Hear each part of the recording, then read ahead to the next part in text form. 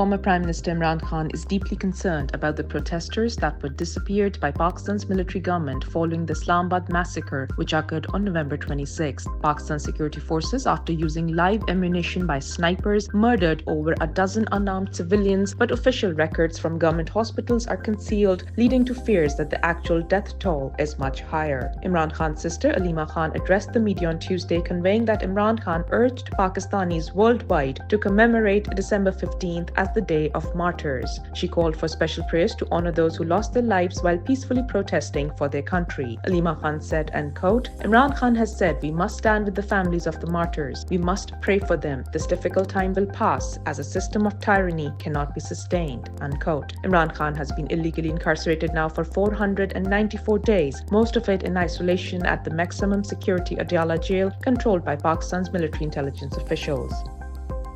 Drop Site News, an independent investigative news outlet, reported on Tuesday that sources within the Pakistani army revealed that the chief of the army staff, General Asim Munir, the de facto ruler of Pakistan, ordered a military operation against unarmed peaceful protesters in Islamabad. According to Drop Site News military sources, the operation was planned on the morning of November 25th at the Military Operations Directorate of the Pakistan Army under the direction of General Asim Munir. Under the plan, D-Chalk would be encircled with stacks of shipping containers serving as a barricade.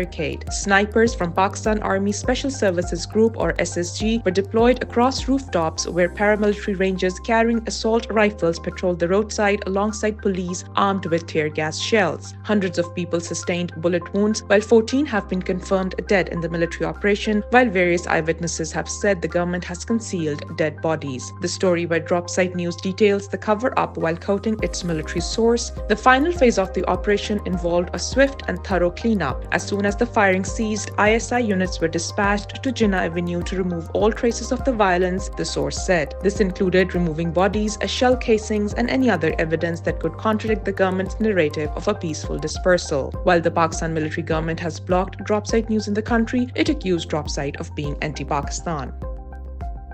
Pakistani Americans held a press conference in Washington on Tuesday to present evidence of the Islamabad massacre. The event, organized by human rights organizations, civil society groups, journalists, and Pakistan's largest political party, PTI, informed the international press about the human rights violations in Pakistan. They presented irrefutable evidence of the Pakistani military and its government of deploying special forces snipers to target peaceful unarmed protesters during the November 26 protests, in which over 14 people were killed, while the dead bodies of many are allegedly missing. PTI's Sajjad Berki said the Islamabad massacre was premeditated murder. Former Prime Minister Imran Khan's sister, an eyewitness who was on the ground in Islamabad, said the real operation started after the initial 12 people were killed and the lights were turned off. She said, and quote, "When the military units moved in, that is when the real massacre occurred." Journalist Dr. Moeed Pirzada, while describing the brutality of the incident and the impunity of the Pakistani military government, described for the audience how injured protesters were abducted from the hospitals by the regime forces.